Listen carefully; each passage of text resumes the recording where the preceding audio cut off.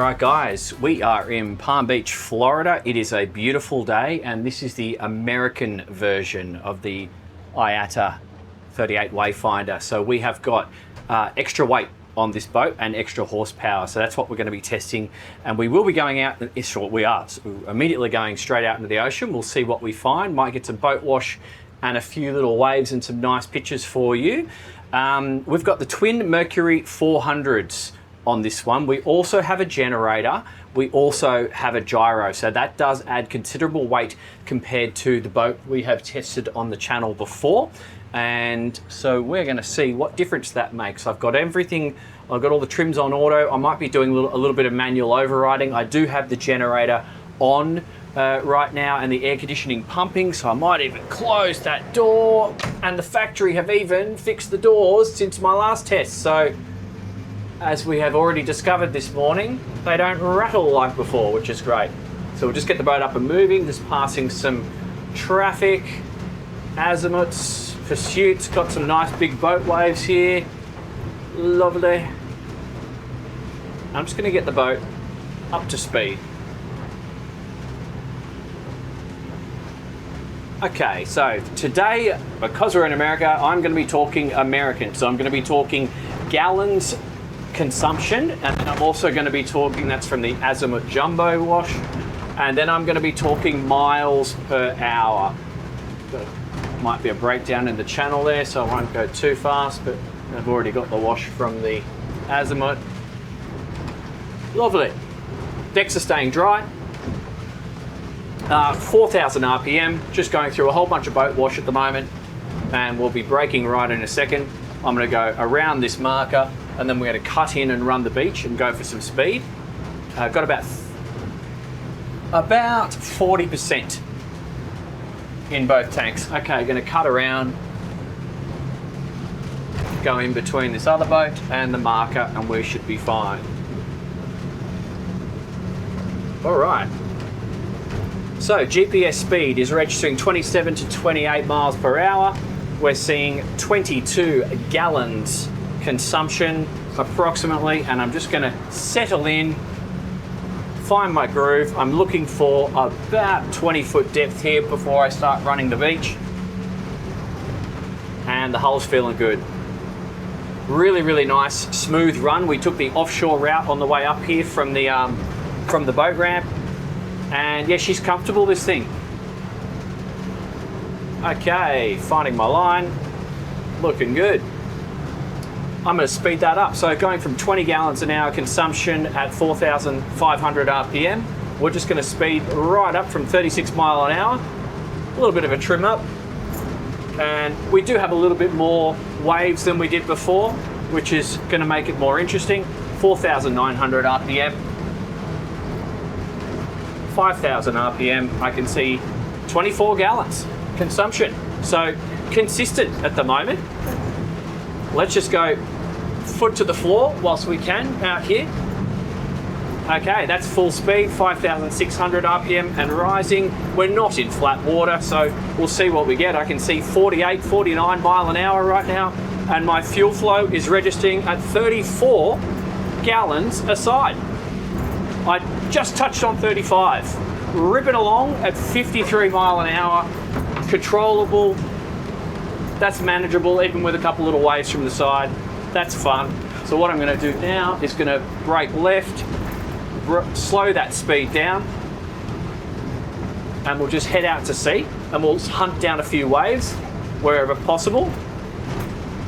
I'm just going to run this line straight offshore for a little while. Got a couple of moderate swells coming in off my port bow at the moment, and I'm doing that at 37 mile an hour, seeing 17 gallons a side. 17 a side.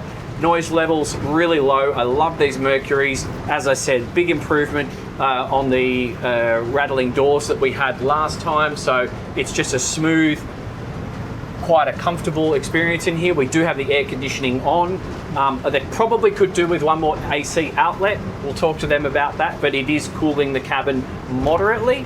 And it is worth noting the backrest on the bow lounge. For a guy of my stature, I am losing a little bit of sight lines forward. To fix that, I can obviously just bring my body up by using the footrest, but I think you might want to just think about it depending on how tall you are. All you do is just take the backrest off if you're doing some active driving. Now we're going to go into some waves and just cut them up for a little bit. I'm slowing that speed down, letting the boat do the work. Almost taking them on the bow here, and I'm down to 30 mile an hour. And we'll do the full fuel flows in flat water on the second half of this test. So this is really just the offshore bit, but now we do have some good little bits of chop here, maybe up to a foot, short wave period, and from multiple directions, and the boat's taking it like a champ. No water has come up and over the decks, and we're doing 4,200 RPM, consuming about 15 gallons a side, because I've got the throttles on 2 throttles. I don't have it on single lever where you match the motors, so they are going to vary a little bit depending on my throttle input. But that's super comfortable. I feel like I could even speed that up a little bit because we are going into the waves, but she feels confident. Directional stability is good.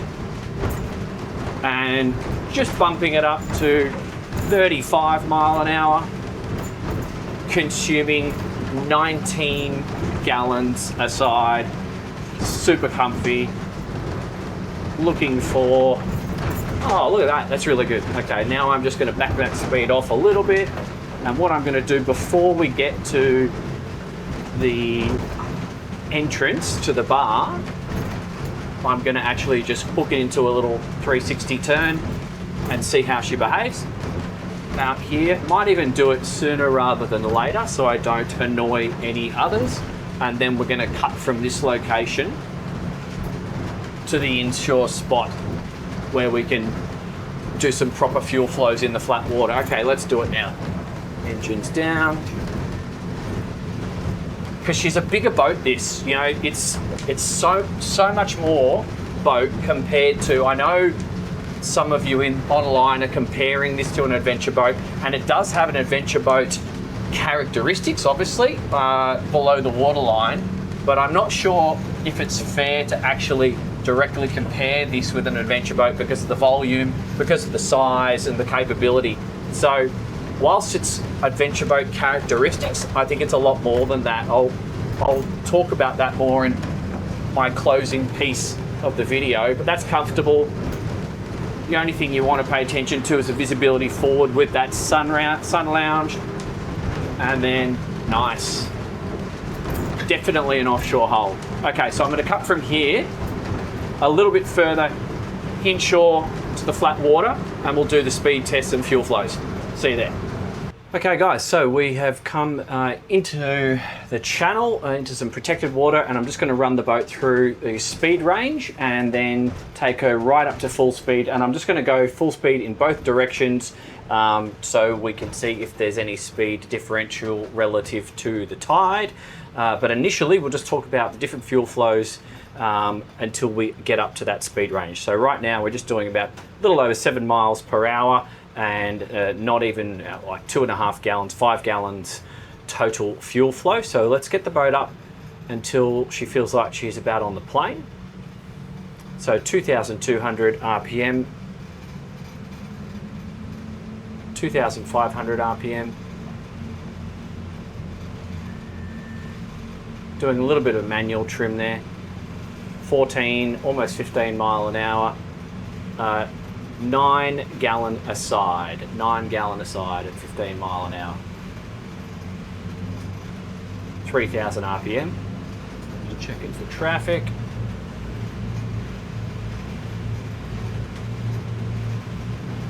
Okay, so we'll just get going through 18 and 19 and 20 mile an hour. We're seeing 3,600 RPM and we're using about 11 gallon a side. 20 to 21 mile an hour speed return. Okay, we'll speed that up a little bit. We'll hit 25. She's starting to feel like she's really in the groove from that 24 plus. The bows really settled down. 4,200 RPM. Noise levels super low and comfortable. and we're seeing 14 gallons a side, 15 at times. Got some boat wash up ahead, so we'll see what we can do about our speed. And 29 mile an hour, braking 30 just there, 4,500 RPM, 20 gallon a side, 34 mile an hour. 34 mile an hour. A little bit of boat traffic, so I'm just going to have to just concentrate through here. A couple of guys coming my way, one guy trying to brake quick, and we're all clear. Okay, 35 mile an hour. Just going to have to go through some of these waves first.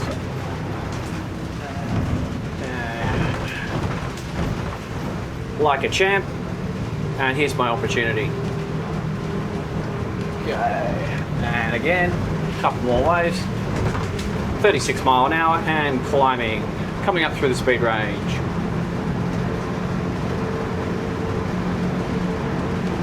All right, looking for the next marker.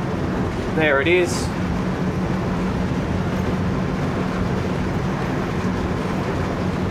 $50 mile an hour. I might be running out of opportunity to go fast here. 53 mile an hour. 54 and climbing. 55. I'm going to break that because that's the limit of our speed, and we saw 57 on the drone run, just FYI, but I don't want to go pushing it without knowing that I've got permission. And let's do it. Quick turn to port.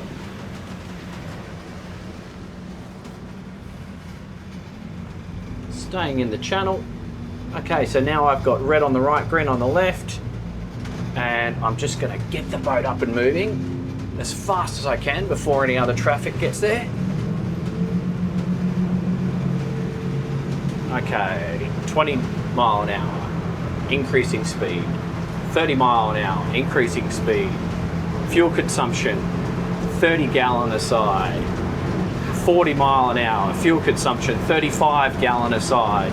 45 mile an hour, fuel consumption, 35 gallon a side. 50 mile an hour, fuel consumption, 35 gallon a side. Doing a little bit of a trim up, a little bit of boat wash here, so I'm just going to have to back that off, come through his wash, choppity chop, and increase speed again.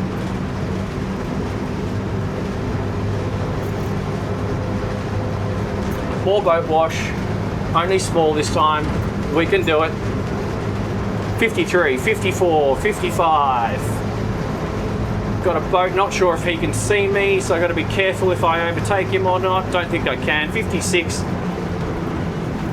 Nah, he's crossing right in front of me, so we'll have to just blow that one off. Okay. You've always got to be careful for other people out in the channel not looking behind them, but that's okay.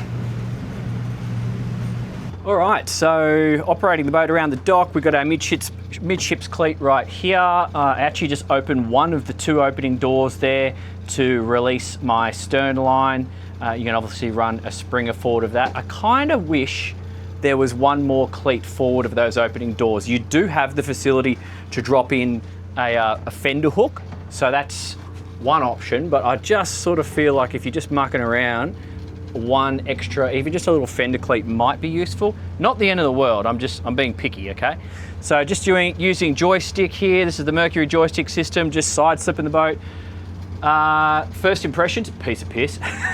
When these boats get bigger and heavier, they become much more predictable when you're using them on the joystick system because they don't lurch around.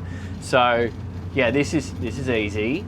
And what I'm going to do, once I've got enough swing room, I'm going to do a combination of thruster and thruster on and motors, and I'll just start swinging. Just check that my swing room's clear, swap my hand, utilize the thruster. That's the beauty of joysticks.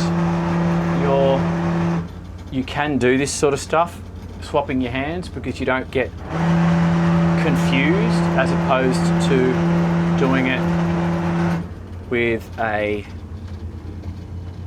throttle, just with throttle. So yeah, that's fine. Really good directional control here. I like having visibility all around.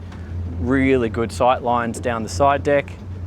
And I'll just slow that rate of turn down now, and I'll start sliding my way in.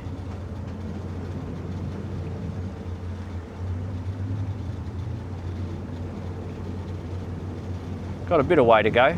Might have to speed this up in the video. But once again, the control's awesome. I'm even going back a little bit here.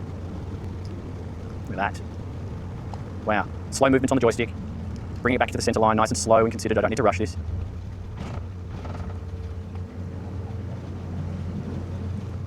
Yeah, this is one of the much better experiences, I've got to say. The joystick system matched with this hull is fantastic. Super predictable. Okay, now I'm just going to walk in that last little couple of meters. I can see everything. Easy, guys. Yeah.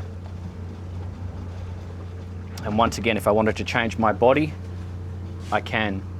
Although the line to the joystick with that hand is a little bit more awkward. It's not the end of the world. But look at that. Very nice. Okay, guys. Sometimes those full speed runs don't go to plan, but I will always choose safety over performance. So some bloke crossed my bow, wasn't looking, started slowing down in front of me. I was like, I'm not going to be a galah. I'll slow down and we'll be safe here. But on the drone run, before I switched the main cameras on, we saw over 57 mile an hour over at how many gallons? It was 70 gallons total, was that right? Yeah. And so that's what we saw. On both directions. So she's a quick thing should you want her to be, and I obviously went through the slower speed numbers, and I hope that is of use to you.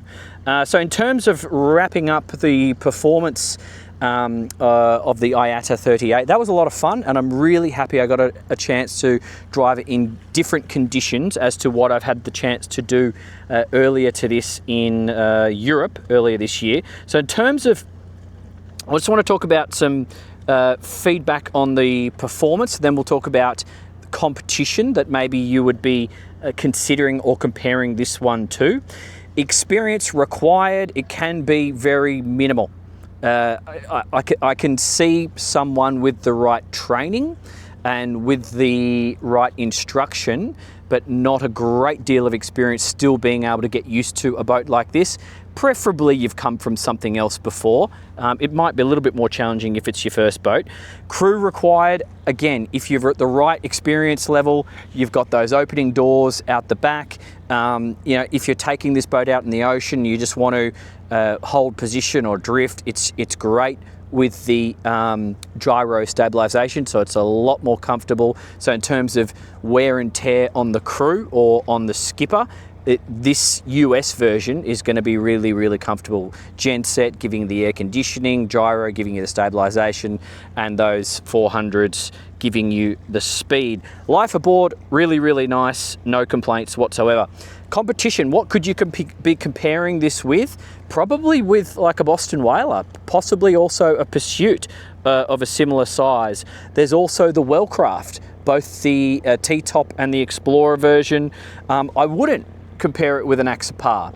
Maybe the Saxdor 400, that's about the only adventure boat that I would directly compare this with, because I think it's, as I said before, I think it's sitting somewhere in the middle of that European and American. And then also for those of you coming out of, but also considering something like the Jeanneau NC 1295 or the Beneteau on Tears 11. So if your focus is just space as opposed to performance, where this boat will give you both, yeah, sure, they could be fair comparisons. So it's really, really interesting. These guys are, I've said this a couple of times, they're playing to win, but if any of you are going to Dusseldorf Boat Show this year, or next year I should say, you're going to see a new model of theirs. They've got a 50-odd footer coming out, and that's going to be on display very, very soon. And I'm even hearing stories of more models in the pipeline. So there's a lot of interesting stuff coming from this factory. They have been at every major boat show from Cannes to Flibs, Miami, Dusseldorf, Istanbul, you name it, they have been there. So they are expanding. I've seen the factory myself. It's brand new. It's one of the most modern factories that I've seen in the world, and I've seen a lot. And right next door, they have the plot of land ready to go to expand and to double the size when they need to. So it's just, in terms of when you meet the people, when you see the operation, sometimes you get filled with confidence. That's the feeling I get with Aiata. Okay, so if you're on the fence and you're trying to go, who are these guys? They're a new mob, I don't know them, should I trust them? From what I have seen, all indications are, yes, you should. There's a lot of money behind this mob. I hope that was useful. Please jump in the comments. If you want to talk to me directly with any questions, Connect is the place to do it. Link down below in the description. And please jump in the comments and help other guys with questions if they're asking questions and you already have a boat like this, or you're able to answer them. Also the dealers. You know, if you're selling these boats and you see people asking valid questions, jump in the comments. This is a community. That's what we're trying to do. Subscribe. Thanks a lot. I'll see you in the next one. Cheers, guys.